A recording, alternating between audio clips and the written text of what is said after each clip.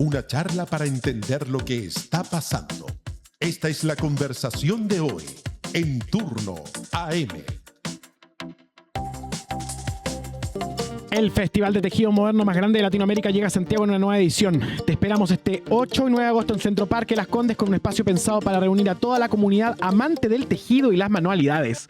Más de 100 expositores, diseñadores, marcas líderes e invitados internacionales serán parte de esta versión de invierno con lo mejor en tendencias, materiales y creatividad.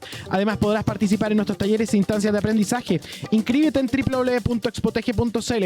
Expoteje Santiago, la feria más grande del tejido en Chile y Latinoamérica, 8 y 9 de agosto en Centro Parque. Nivel -4. Compra tus entradas en Passline desde los 4.000 pesos más cargo por servicio, estacionamientos con descuento para los asistentes. No te pierdas Expoteje, 8 y 9 de agosto, mañana.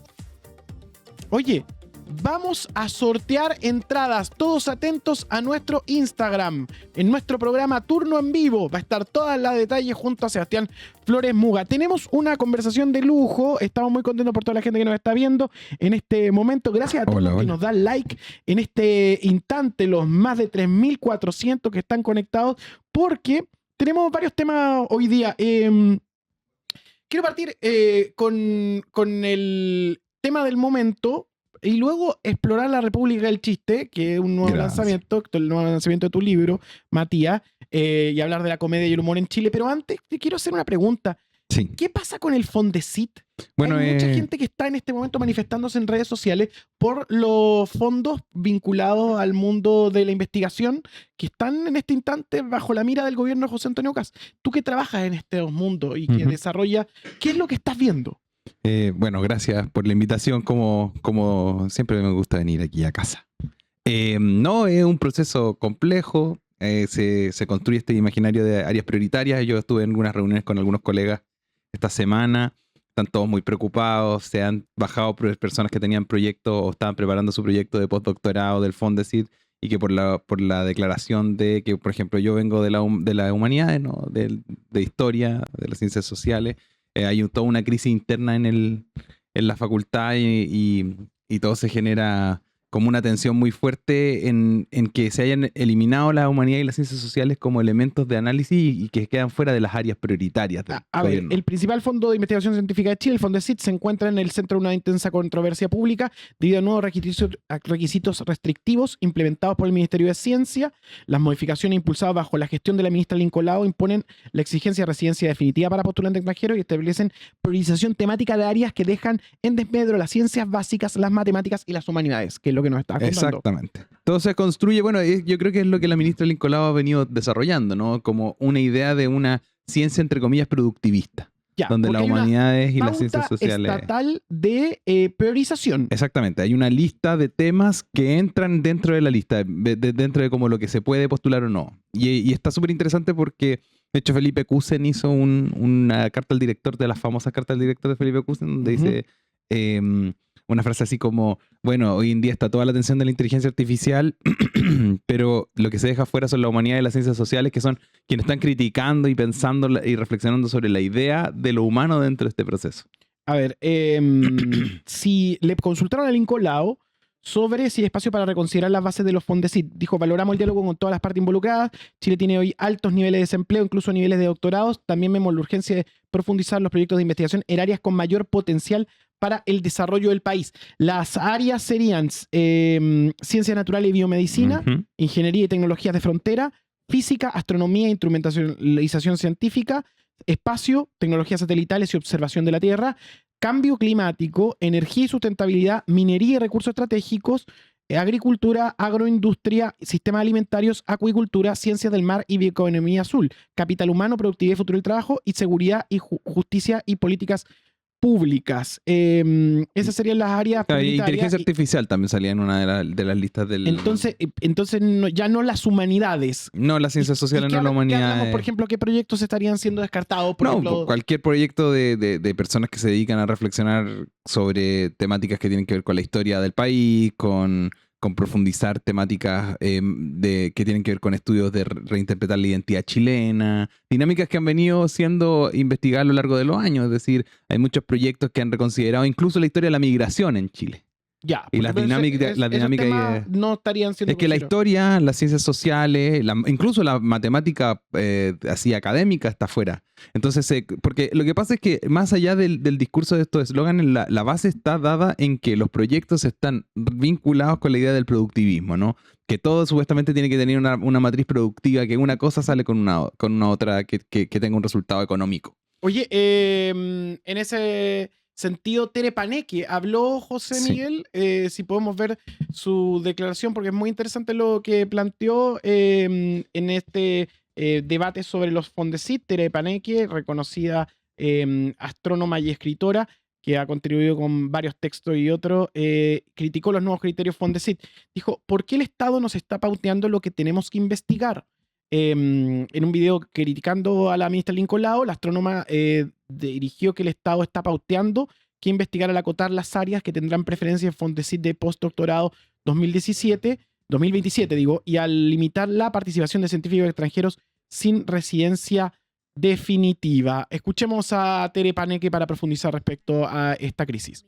De Ciencias en Chile y para informar al resto de la población de lo que está ocurriendo con los cambios recientes que se han hecho al programa de Fondesit de postdoctorados. El Fondesit es el Fondo Nacional de Desarrollo Científico y Tecnológico que lleva más de 40 años financiando la investigación en nuestro país de académicos, de personas ligadas a instituciones chilenas, siempre dentro de Chile. El problema es el siguiente. Hace unos días, el 31 de julio, se abrieron las bases concursales y el llamado al Fondesit de postdoctorado. Esto es un concurso que estimula la generación de conocimiento científico a través del financiamiento a quienes ya tengan un doctorado y vengan a hacer ciencia en Chile.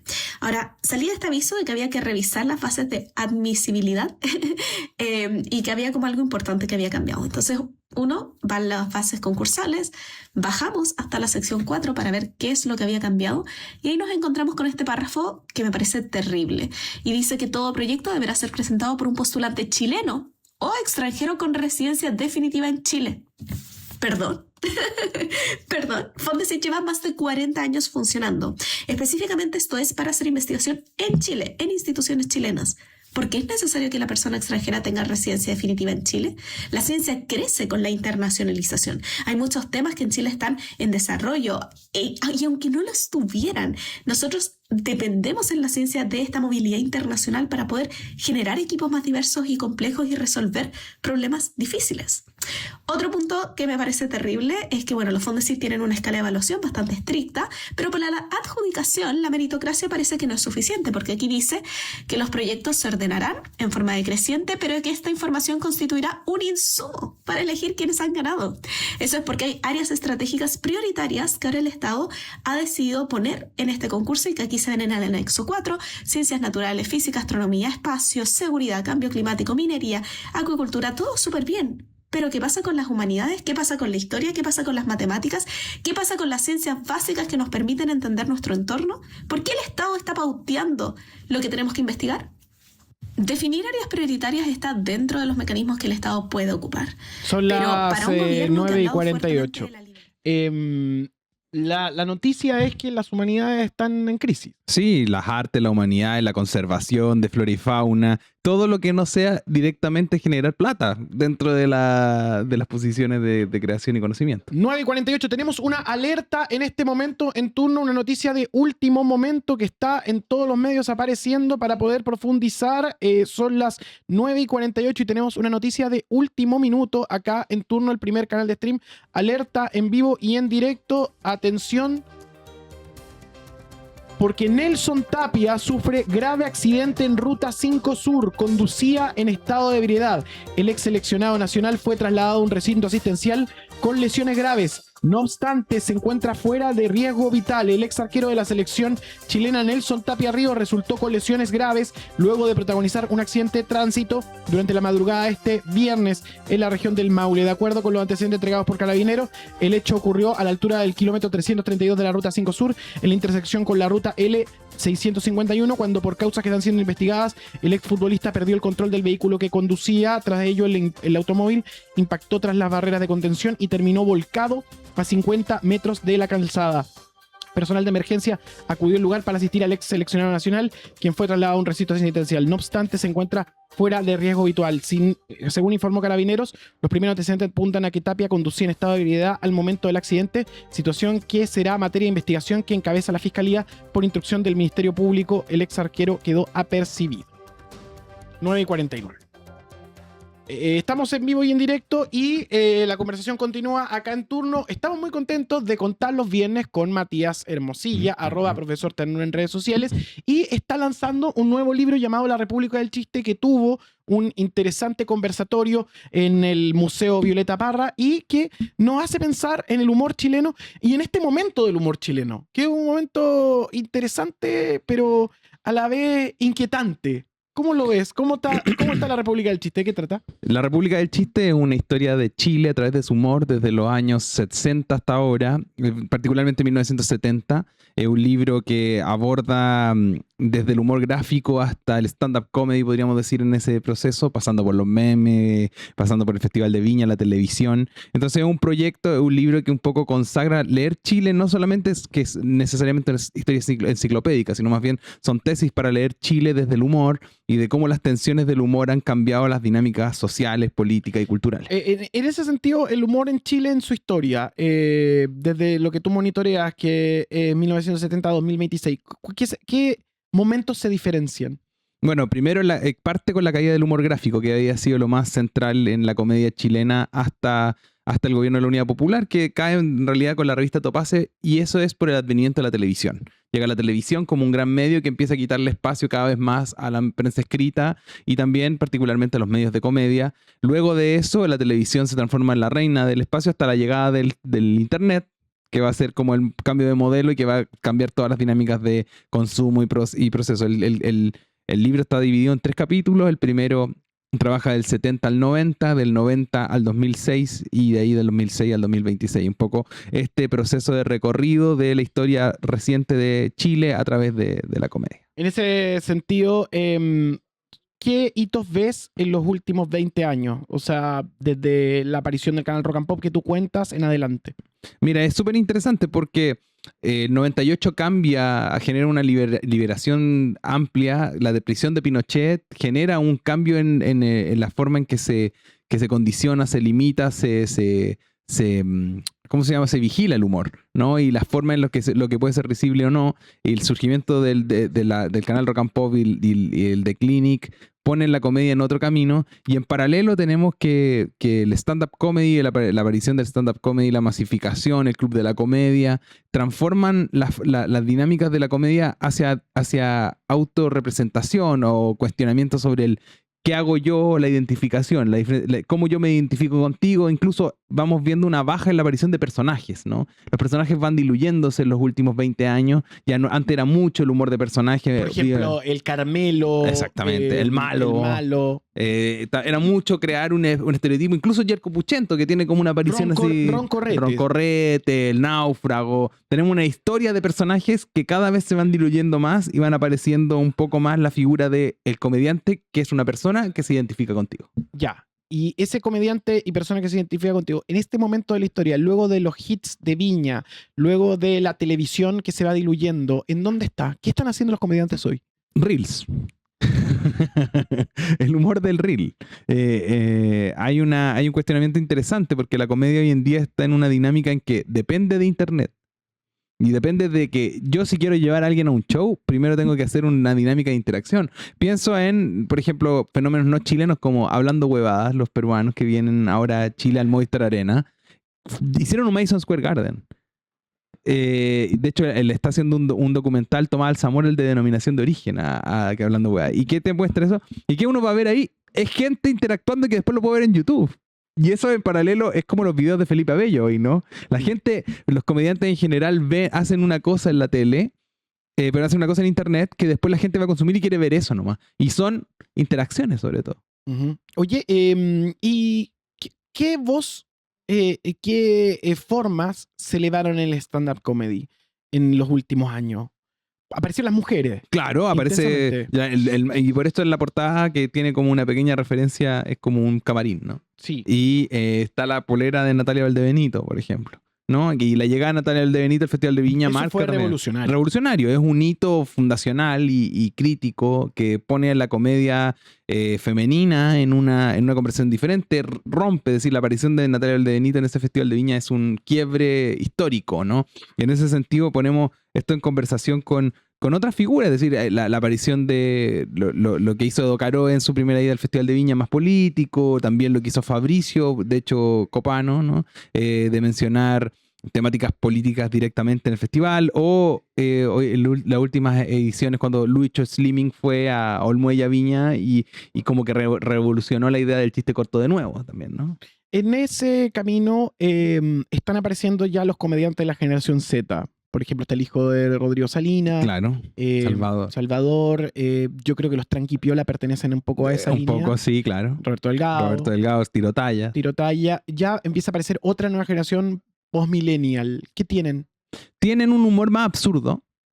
Pienso en el Maltrunks, por ejemplo. Un humor que juega con unas liminalidades que son diferentes de entender y juegan con riesgos. Incluso hay una cosa interesante, que también hay un regreso a cierto tipo de humor sketch que Internet le gusta mucho. De hecho, eso tiende a pasar. Cuando un comediante hace sketch en Instagram o en TikTok, después lo llevan a un programa de tele, lo que pasó con el Club de la Comedia un poco, con, no sé, con Trujillo, figuras que funcionan muy bien en Internet, y los llevo a un proceso como de un escenario clásico de stand-up y no funcionan, y es interesante, ¿no? Ítalo Miña y la cofradía se denominan como humor. ¿Ya? Es muy loco. Yo he hablado esto con amigos. Le he dicho, hacemos fast forward y termina recibiendo una gaviota en Viña. Él dice que le gusta mucho Felipe Abello. ¿Ya? ¿Podríamos decir de que ese es parte del humor que viene? Es una gran pregunta. Es que lo que pasa es que yo creo que lo que hace Ítalo Miña es más pérfido todavía. Porque es como decir, oye, ¿saben qué? Me pillaron diciendo todas estas sandeces y una cosa relajada, porque eso tiene el streaming, ¿no? Como que hay una cosa que uno puede ser más relajado, que no cuida tanto el lenguaje, que es un poquito más del lenguaje, que dice cosas políticamente incorrectas, ¿no? Pero Ítalo Miña lo que hace es como lleva 2 meses diciendo o años diciendo que él está haciendo la batalla cultural, y ahora dice, no es una batalla cultural, es humor. Es como para salirse de eso. Hay una batalla cultural en el humor. Ellos están buscando, por ejemplo, comediantes de ultraderecha. ¿Y cuáles son? Ahí es lo interesante. Gente que se sube y se atreve a decir en el escenario cosas que pueden parecer crueles o ofensivas. Pero también uno podría decir de que toda la vida eso fue también humor. Entonces hay un debate súper interesante. Sí, totalmente. Bueno, y lo que pasa con Felipe Abello, me parece que Felipe Abello, yo lo voy a decir así, sin... Para mí el mejor comediante de la historia de Chile. Felipe Abello. ¿Por qué? Porque tiene todo. Tiene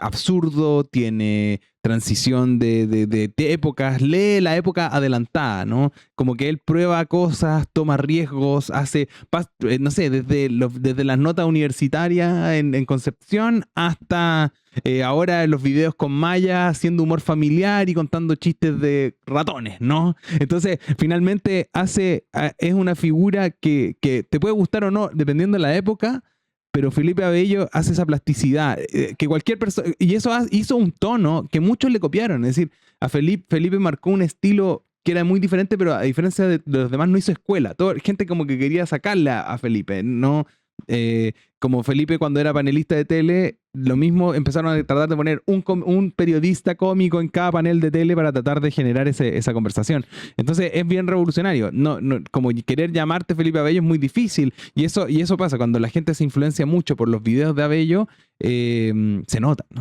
Tú planteas que Felipe Abello es el mejor, pero hay personas que plantean que Edo Caroe es el más grande. Es increíble Edo Caroe también. Y Lucho Slimming es increíble, Fabricio Copano es increíble, Natalia Valdebenito es increíble. ¿Qué es lo que tiene Edo Caroe? Caroe tiene muchas cosas. Es una persona que es muy reflexiva.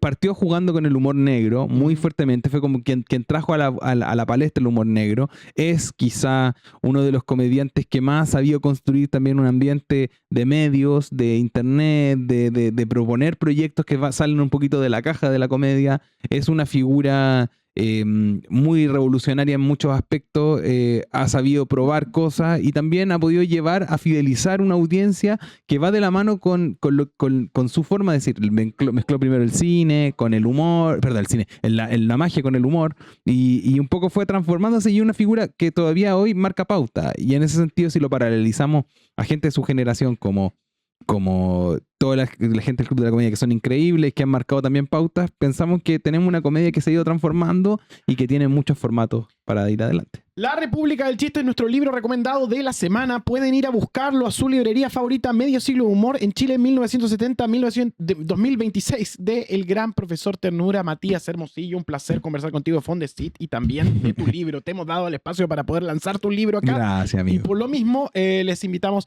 a adquirirlo. Está Y vamos a entretenido. regalar uno aquí. Sí. Eso me dijeron que tenemos una copia. Yo dejé una copia para que regalemos aquí. No sé, ahí José Miguel verá cómo es el proceso, pero tenemos un regalo ahí para los turninos y las turninas, porque para mí es muy importante que nuestra misma comunidad venga a tener su libro. Se viene turno en vivo. A continuación, cerramos esta conversación. Gracias, chao. Una charla para entender lo que está pasando. Esto fue la conversación de hoy. En Turno AM